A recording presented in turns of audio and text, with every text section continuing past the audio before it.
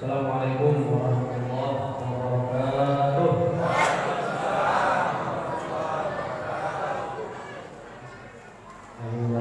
Saya ucapkan mudah-mudahan tambah dan berubah tambah sayang dari suami. Assalamualaikum warahmatullahi wabarakatuh.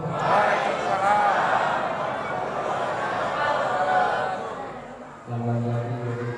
Ibu sudah anggap sama saya ucapkan mudah-mudahan tambah sayang sama ibunya. Assalamualaikum warahmatullahi wabarakatuh. Alhamdulillah, wassalamu ala rasulillah wa ala alihi wa sahbihi wa sallam. La haula wa la quwwata illa billah. Rabbi shrah li sadri wa yassir li amri wa hlul 'uqdatam min lisani yafqahu qawli wa shrah li sadri wa yassir li amri wa ala alihi wa sahbihi.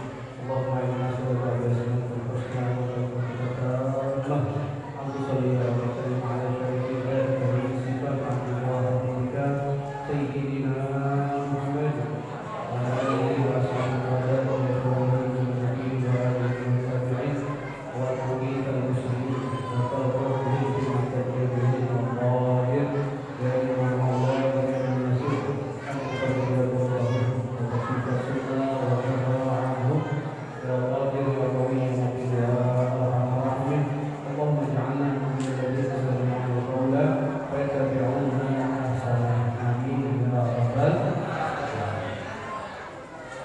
saya muliakan para alim ulama, para asatidz, para masyayikh, para guru, para ustaz, lebih khusus yang saya muliakan ketua Masjid Al-Husna dan juga imam Masjid Al-Husna beserta RKM pengurus Masjid Al-Husna, dan juga yang saya muliakan Bapak Ustaz Ibu Bahagia beserta jajarannya, Bapak RT, Bapak RW, BRT dan seluruh tokoh masyarakat yang ada di sekitar Masjid Al-Husna. Kita doakan mudah-mudahan Allah membuat kita panjang umur dalam kesehatan, sehat afiat, kabul hajat dunia dan akhirat. Amin ya rabbal alamin. Hadirin wa hadirat yang dimuliakan dan dicintai Allah Subhanahu wa taala. Sebelum kita memulai, tadi sudah disampaikan oleh pembawa acara bahwasanya seharusnya yang berbicara dan berdiri dari bagian pendataan adalah guru kita Ustaz Al-Haj Muhammad Riyadi.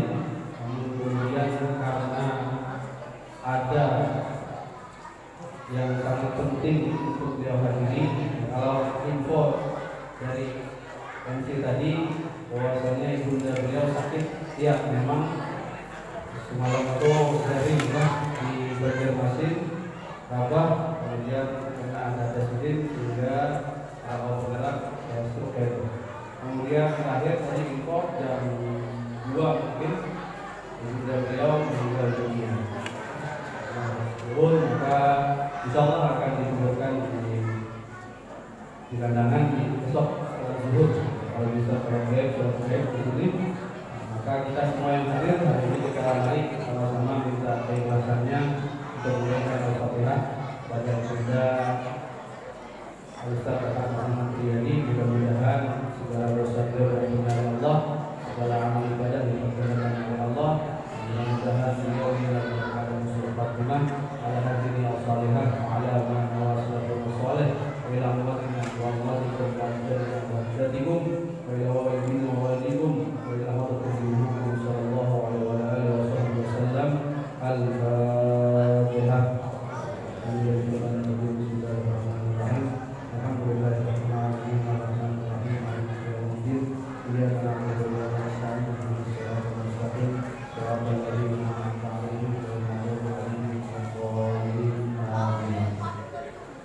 Juga yang kedua, mohon maaf pada masjid dan hadirin hadir. Insyaallah malam ini juga kita akan berangkat ke kandangan bersama keluarga beliau. Mudah-mudahan bisa takziah. Doakan mudah-mudahan juga kita selamat di perjalanan. Jadi mohon maaf jalannya ada kawan wajib. Hadirin wal hadirat yang dimuliakan dan yang dicintai Allah Subhanahu wa taala. Alhamdulillah, segala puji dan syukur kita panjatkan kepada Allah Subhanahu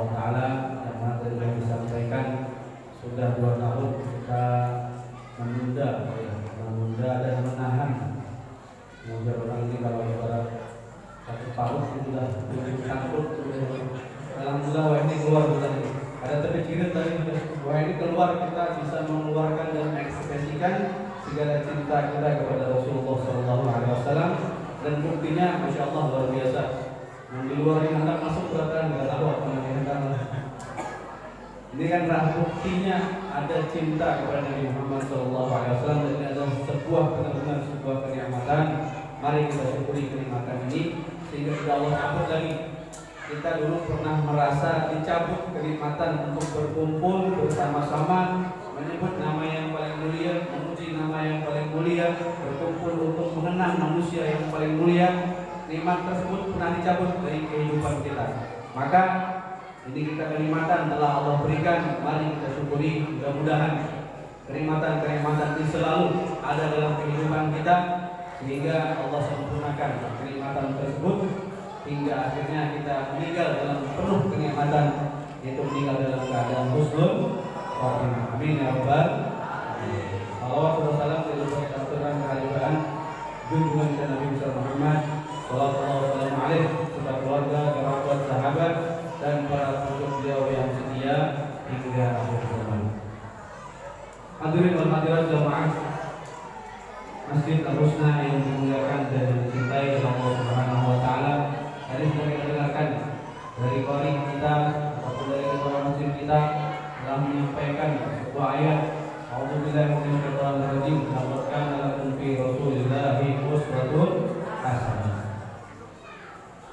Dalam ayat-ayat Allah Subhanahu wa taala memuji Rasulullah sallallahu alaihi wasallam dengan pujian yang langsung, dengan khitab yang langsung, wa innaka la'ala khuluqin azim. Sungguh Rasulullah sallallahu alaihi wasallam memiliki tingkah laku, perilaku, pribadi yang begitu mulia yang tidak mungkin satupun makhluk bisa menyamai kepribadian dari Rasulullah sallallahu alaihi wasallam. Bahkan Rasulullah sallallahu alaihi wasallam menyatakan, wa innama bu'ithu liutammima makarimal akhlak. Aku diutus oleh Allah Subhanahu wa taala sebagaimana para nabi-nabi terdahulu untuk menyempurnakan akhlak-akhlak yang ada di muka bumi. Dulu akhlak sudah ada, tata krama sudah ada, adab sudah ada, namun disempurnakan oleh Nabi Muhammad sallallahu alaihi wasallam. Karena ini kita 2 tahun, bahkan mungkin 2 tahun lebih tidak bersua, tidak bertatap muka, semuanya serba online dan lain sebagainya, maka sudah mulai krisis moral di antara kita semua. Dan ini mudah-mudahan dengan event Maulid ini bisa menumbuhkan kembali bagaimana akhlak, bagaimana perilaku, bagaimana adab kita sebagai seorang muslim, wabil khusus sebagai umat Nabi Muhammad sallallahu alaihi wasallam. Salah satunya, mungkin kita hanya menyampaikan satu daripada seribuan bahkan jutaan sifat yang sempurna dari Rasulullah SAW, yaitu bagaimana Rasulullah SAW begitu memuliakan yang namanya orang tua. Bahkan kata Rasulullah SAW, "Laisa minna man lam ya'rif syarafa kabirina wa lam yarham saghirana." Kata Rasul, bukan golongan kami, bukan golongan umat Nabi Muhammad SAW. Siapa mereka? Alladzi lam ya'rif syarafa kabirina. Orang-orang yang tidak mengetahui, orang-orang yang tidak menunaikan hak-hak orang-orang yang tua, orang-orang yang harus dimuliakan. Jadi Rasulullah SAW tidak pandang bulu, yang dimuliakan. Siapapun yang dimuliakan harus dimuliakan oleh Rasulullah SAW. Buktinya, kita semua ketika SD mungkin mengetahui cerita ini dan diulang-ulang bahkan tiap tahun. Ketika Rasulullah SAW zaman Rasulullah masih muda, itu yang namanya Ka'bah diadakan pemugaran, maka terakhir ada satu batu yang belum bisa untuk diletakkan karena terjadi cekcok perselisihan luar biasa di antara pemuka kaum ketika itu. Orang tua kaum ketika itu semuanya berebut untuk menjadi orang yang menaruh Hajar Aswad di Ka'bah al-Mukarramah.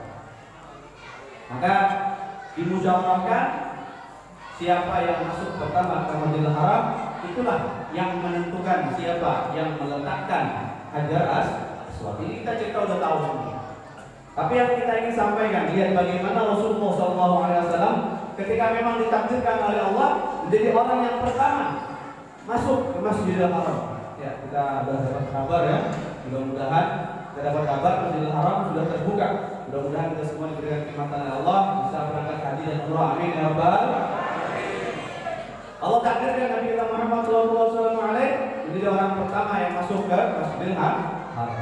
Maka semua ketika orang-orang melihat, semua orang-orang ketika itu kafir Quraisy ridho. Ya, belum ditentukan, belum keluar satu kalimat dari Rasulullah SAW, dari Nabi Muhammad SAW yang ketika itu belum jadi nabi. Belum keluar satu kata pun, semua sudah menyepakati bahwasanya semua ridho dengan keputusan yang diambil oleh Nabi Muhammad Sallallahu Alaihi Wasallam. Dan kita sudah tahu ceritanya akhirnya apa? Seluruh pemuka orang-orang kafir Quraisy semua serba beliau dibentangkan dan semua memegang ujung-ujung daripada ridha beliau yang mana diangkat bareng-bareng, dan akhirnya Rasulullah Sallallahu Alaihi Wasallam dengan tangan beliau yang mulia meletakkan Hajar Aswad. Yang ingin kita sampaikan adalah bagaimana Rasulullah SAW begitu memuliakan orang tua. Saat ini karena hanya lantaran memiliki ilmu yang lebih daripada orang tuanya, banyak anak-anak yang mencela orang tuanya, menyalahkan orang tuanya, menyanggah orang tuanya, bahkan apa? Sekarang ini zaman milenial, zaman anak-anak muda, apa nih nggak tahu ilmunya dan sebagainya. Ini karena begitu banyak krisis moralitas di antara kaum pemuda. Bukan hanya Rasulullah, bahkan bukan hanya Rasulullah SAW. Sifat ini diikuti oleh para sahabat radhiyallahu ta'ala anhum, dan memang seperti itu.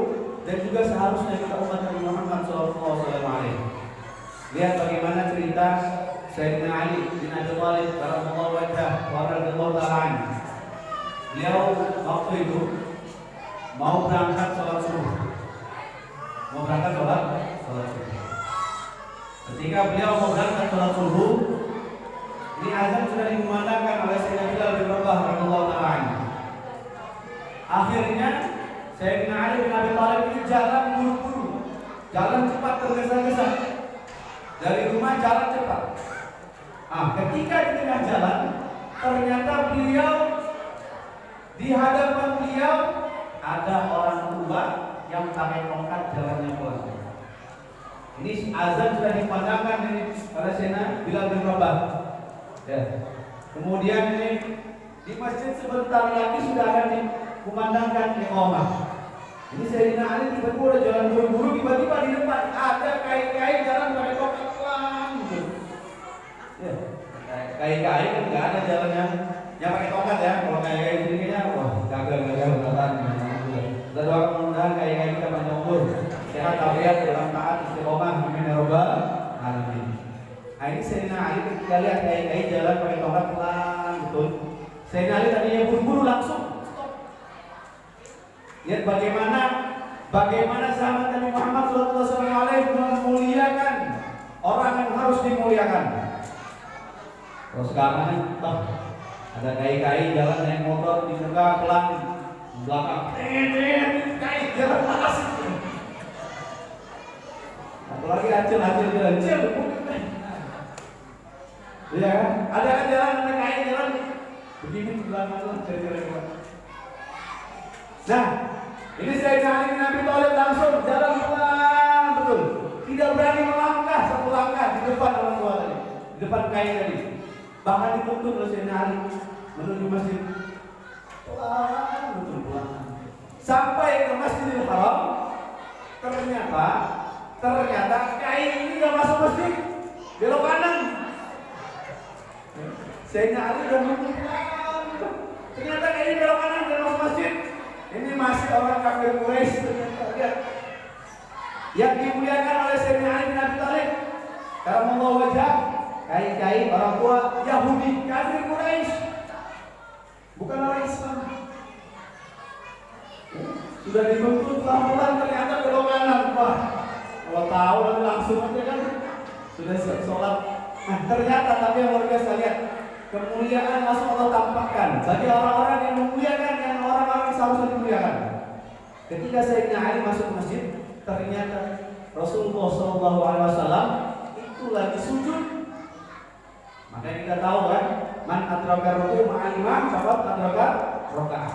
Barang siapa yang sholat ruku bersama imam, maka terhitung satu rakaat bersama imam. Dari sini hadisnya. Jadi ketika Sayyidina Ali bin Abi Thalib radhiyallahu taala masuk masjid, Nabi kita Muhammad sallallahu alaihi wasallam bersama para sahabat radhiyallahu taala anhum ketika itu lagi ruku. Langsung Sayyidina Ali masuk sholat, langsung ruku, langsung melanjutkan sholat.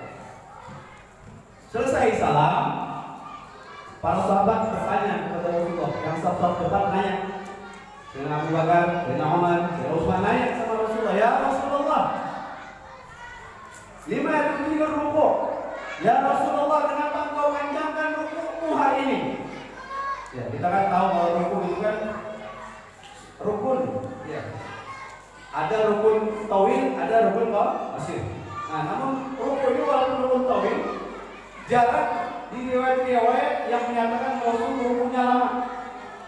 Jarang yang menyatakan di riwayat hadis rukunya Nabi kita Muhammad SAW itu lama, enggak ada. Jarang. Nah, tapi dalam keadaan ini para sahabat protes, ya Rasul, kenapa engkau rukunya lama?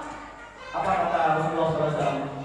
Wahai sahabatku, bukan aku yang memanjangkan rukuku, tetapi ketika aku mau tidak, ketika aku mau bangkit,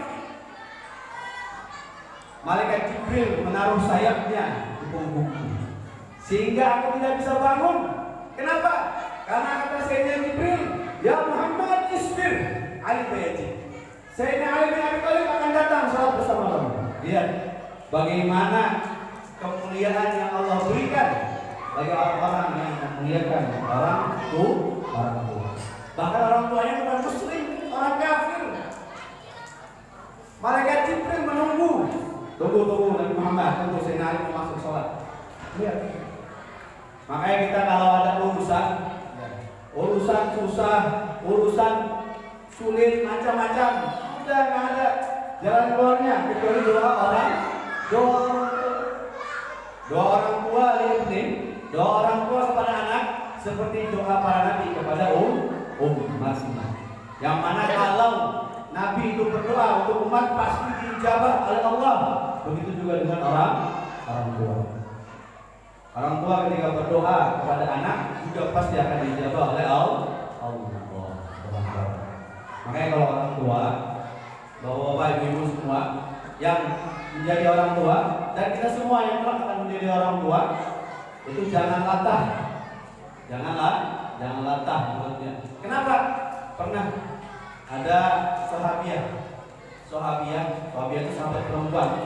Sahabiah radhiyallahu ta'ala datang kepada Rasul, ngadu, ya Rasul, aku ini punya anak di rumah, nakalnya luar biasa. Ya Rasul, aku punya anak ini nggak bisa dikasih tahu. Disuruh sholat nggak mau, suruh puasa nggak mau, suruh sedekah nggak mau, baca Quran nggak mau, ke masjid nggak mau. Anaknya nakal luar biasa. Ini dari dulu sudah ada kayak gitu. Ini sahabiah ngadu sama Rasul. Apa kata Rasul? Atadahu alaih. Itu aja kata Rasul. Apakah kamu pernah mendoakan yang tidak baik untuknya? Ibunya mikir, kayaknya pernah ya Rasul. Itulah kesalahannya. Jadi jangan sampai kita menyesal sebagai orang tua, sudah tua baru pusing, baru nangis tiap hari. Kenapa anakku ini? Kenapa? Padahal mulut kita sendiri yang tidak bisa menjaga doa-doa kita kepada anak. Ya, contohnya. Ini contoh aja. Contoh. Misalkan ada anak nakal, kemudian Kemudian mamanya bilang begini, ayo masuk rumah, ayo, kalau nggak masuk nanti mama lapor polisi biar ditangkap. Ya, ayo masuk rumah, nanti kalau nggak masuk biar ditangkap sama polisi, biar ditangkap sama tentara, macam-macam. Ada malaikat, amin. Besar ditangkap polisi. Kenapa? Karena mulut orang tuanya latah. Namun doa itu yang baik-baik. Banyak orang-orang tua yang anaknya itu nakal ketika kecil, namun karena pintarnya orang tua menjaga lisan untuk anaknya menjadi wali-wali Allah Subhanahu wa ta'ala. Nakalnya, kecilnya nakal luar biasa, tapi karena lisan orang tuanya bisa menjaga dan selalu mendoakan yang baik untuk anaknya menjadi dikasih Allah Subhanahu wa ta'ala. Cerita yang masyhur tentang Kiai Hamid Pasuruan, Mbah Hamid Pasuruan. Ketika itu bunda beliau itu mengayak tepung untuk makanan. Ketika sudah jadi sama Mbah Hamid, Kiai Hamid, semua orang tahu Pasuruan, wali masyhur. Itu apa? Ayakan yang sudah disaring itu dihambur sama anak kecil. Itu kalau kira-kira nih ada ibu-ibu kayak itu di rumah, potong sayur, datang anaknya dihambur semua. Kira-kira apa namanya? Bumbu banget dari kamu ini. Tamu pulang bayi kamu mana? Letak mulut. Ada malaikat lewat, amin. Jadi jangan salahkan dia nangis. Anak bumbu banget doanya. Mbah Hamid itu ketika menambahkan tepung yang sudah diayak oleh ibunda beliau, apa kata ibunda beliau? Anakku wali Allah. Anakku wali Allah. Maka anak beliau menjadi wali Allah. Makanya kita kalau punya anak ya, dijaga luar biasa. Kalau anak itu nakal, itu salah satu cara Allah mengirimkan kepada kita untuk menghapuskan dosa-dosa yang telah kita kerjakan di masa lalu. Dalam kitab Mau'idus Suriyah, ada seorang laki-laki datang kepada Rasulullah SAW. Kita mana-mana Jadi ada laki-laki datang kepada Rasulullah SAW dan curhat. Kalau tadi perempuan, sekarang laki-laki. Kalau bapak curhat sama Rasul, ya Rasul, saya bermaksiat seperti ini. Kata Rasulullah SAW, maksiat apa yang kamu perbuat? Pokoknya saya malu ya Rasul, cerita padamu. Pokoknya saya maksiat, saya takut dan malu untuk cerita kepadamu. Kata Rasulullah SAW, wajah beliau langsung merah dan marah. Kenapa? Bagaimana kamu bisa malu cerita kepadaku, tapi kamu tidak malu bermaksiat kepada Allah? Maka kata Rasulullah, sekarang juga kamu pergi dari hadapanku, diusir. Ini laki-laki yang curhat sama Rasul, diusir oleh Rasulullah SAW. Kenapa? Karena melakukan kemaksiatan yang luar biasa. Nah, ketika laki-laki ini sudah diusir, malaikat Jibril datang kepada Rasulullah SAW. Ya Muhammad, wahai Muhammad SAW, kenapa kau usir laki-laki tadi? Malaikat Muhammad SAW menjawab, Ya Jibril, itu laki-laki tadi mengatakan telah melakukan kemaksiatan yang luar biasa. Dia tidak malu kepada Allah, kepada Tuhanku. Bagaimana aku ridho kepada dia? Wajar aku marah, kata Sayyidina Muhammad SAW. Kata malaikat Jibril alaihissalam, Ya Rasulullah, ya Muhammad, janganlah engkau marah. Kenapa? Karena laki-laki tadi punya kafarat di rumahnya. Kafarat atau kafarat? Cara untuk menghapuskan dosa yang ada di rumahnya. Kaget Rasulullah SAW. Laki-laki tadi memiliki sesuatu di rumahnya yang bisa menghapuskan dosa-dosanya. Kata Rasulullah SAW, Ya Jibril, walaupun dosanya sebanyak buih di lautan, akan diampuni oleh Allah Subhanahu wa ta'ala. Apa gerangan? Kata malaikat Jibril, ya Rasulullah, ya Muhammad, laki-laki tadi punya seorang anak di rumah. Ketika laki-laki tadi pulang ke rumah, membawa makanan atau mainan yang membuat anaknya tersenyum, dengan senyuman anaknya dosanya akan diampuni oleh Allah Subhanahu wa taala. Makanya bapak, ibu, pian-pian sekalian, tapi anak-anak halus lah, menangkan-nangkan ini kita kalau sudah anak-anak yang halus-halus lah, yang nakal-nakal. Dia kalau minta mainan, kalau ada duit di kantong, tukarkan. Asal mainannya yang bermanfaat. Asal ada duit ada di kantong, makanan apa yang direngek oleh anak tadi nih, yang nakal kan, yang halus ini, tukarkan. Bisa jadi itu Allah antarkan atas dosa-dosa kita waktu kita muda. Waktu kita anu banyak kita melakukan dosa, ada anak yang selalu merengek tiap hari minta makanan, minta mainan.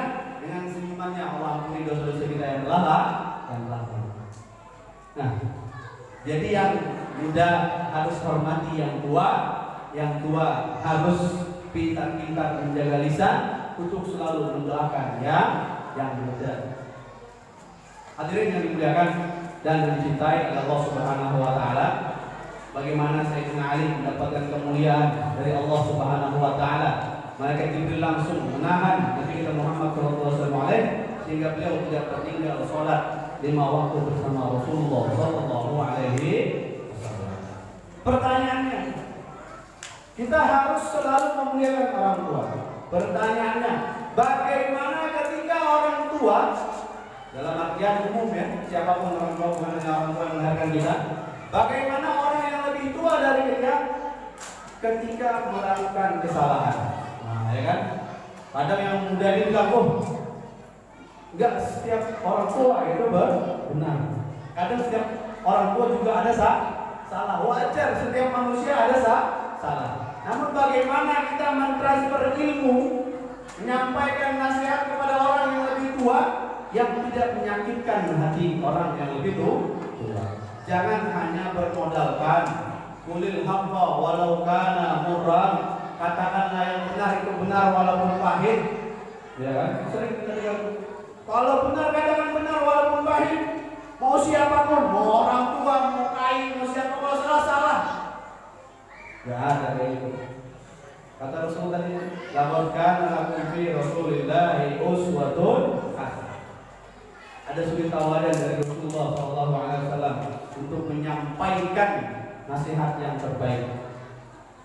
Dicontohkan oleh Sayyidina Hasan ibn Abi Thalib, ibn Ali ibn Abi Thalib, sifatu Rasulullah SAW. Sayyidina Hasan dan Sayyidina Husain kebetulan baru belajar wudu sama Rasulullah SAW. Jadi Sayyidina Hasan dan Husain ini kan masih kecil, suka selalu bergaul dengan kakek beliau yang Nabi kita Muhammad SAW. Nah, di suatu ketika belajar wudu sama Nabi kita Muhammad SAW, ketika selesai, Sayyidina Hasan dan Husain masuk ke Masjid Nabawi. Nah, ketika di Masjid Nabawi, lihat ke kewuduan, ada kain-kain wudu. Ada kain-kain wudu, habis muka basuh batis. Habis batis masuk rambut kepala. Habis itu baru telinga, baru tangan, baru selesai. Pokoknya wudunya kacau. Ada kain-kain wudunya kan? Kacau. Pokoknya kipik-kipiknya selesai ada wudu gitu. Nah, Sayyidina Hasan dan Husain melihat ada kain-kain wudu salah. Lihat nih bagaimana menyampaikan nasihat kepada orang yang lebih tua tanpa sedikit pun menyakiti hati orang tua. Jadi ketika Sayyidina Hasan dan Husain melihat orang tua tadi kain-kain wudunya salah, dihampiri oleh Sayyidina Hasan dan Husain. Assalamualaikum. Ada apa? Biar Sayyidina Hasan dan Husain, kami tadi baru belajar wudu sama Rasulullah SAW. Baru aja tadi.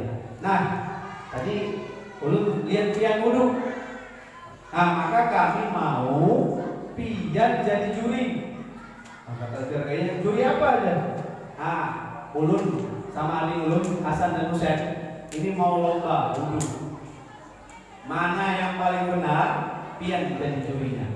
Oh, himung lain. Padahal wudhunya acak aduk, ya? Sembarangan wudhu. Tapi lihat Sayyidina Hasan dan Husain, kata Sayyidina Hasan dan Husain, kait pian jadi juri. Nanti tentukan mana di antara kami wudhunya yang paling benar.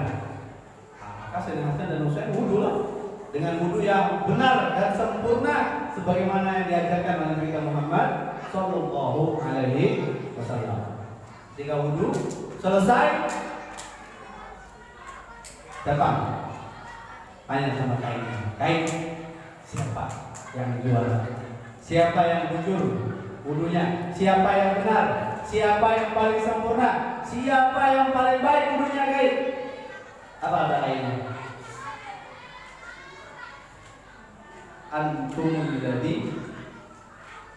Antum kalian berdua bapak ahsantum, bapak ahsanal wudu.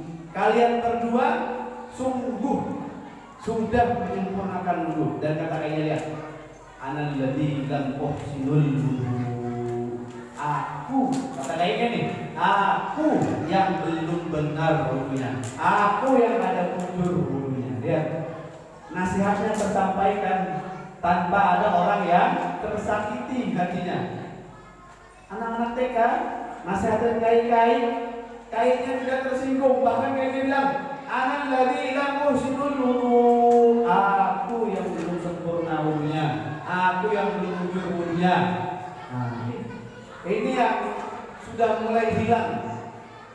Sudah mulai hilang bagaimana tata krama menyampaikan nasihat kepada orang yang lebih tua. Ada perilaku tingkah laku ini sudah mulai terkikis. Sayyidina Hasan itu luar biasa, Masya Allah.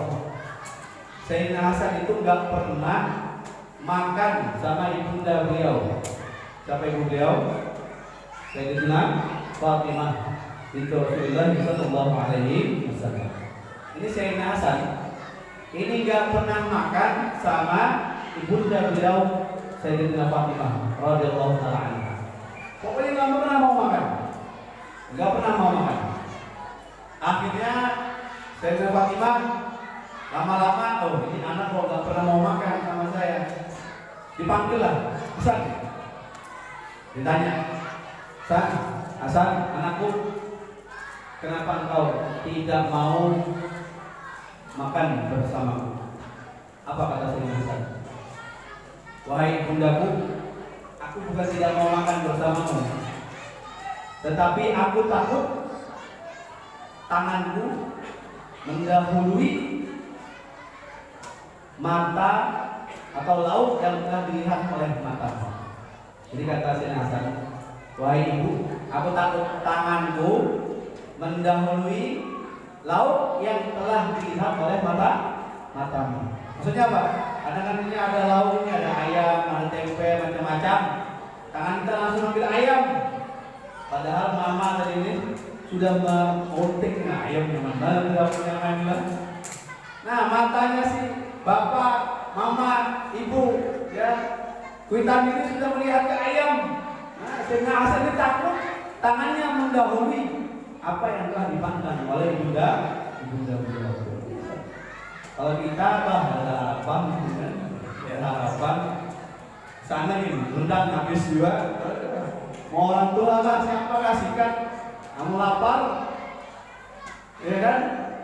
Ulun pernah makan di waktu kuliah, itu kan satu nampan, makannya pakai nampan kita. Waktu kuliah itu makan pakai nampan. Nah, itu kan makan ada 5 orang, 6 orang. Nah, kebetulan itu macam-macam. Ada yang dari Nigeria, dari Argentina, macam-macam lah. Kalau makan, nah ketika kami makan, ternyata ada satu anak-anak yang belum menyentuh makanan. Anak-anak SD lah, kelas 1 itu mungkin. Oh, kecil dia, belum menyentuh makanan. Kita sudah makan, dia belum berani menyentuh makanan. Kemudian kita stop makan.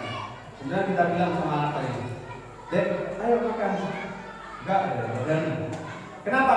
Ternyata di antara kelompok makan ini ada yang salah satunya belum menyentuh makanan dulu. Ada orang yang lebih tua dari dia belum menyentuh makanan, sehingga anak kecil ini tidak berani menyentuh makanan. Ada nggak kayak gitu?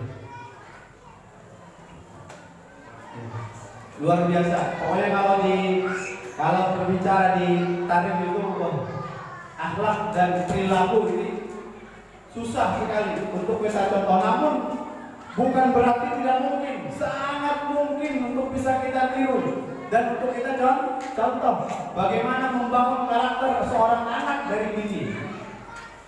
Ya, kita lihat dari ayah dan ibunya. Salah satunya adalah tadi menjaga mulut dan selalu menjaga doa-doa yang keluar dari orang tua. Agar selalu doa-doanya yang dipanjatkan diucapkan untuk anak adalah doa-doa yang terbaik. Jangan sekali lagi jangan latah. Nah ini sekalian karena ucapan seorang ayah kepada anak atau ibu kepada anak. Ini ketika beri nama atasnya, namanya baik, bagus namanya Muhammad namanya, Ahmad, bagus itu. Ya, ketika tasnya namanya mulia Muhammad Ahmad.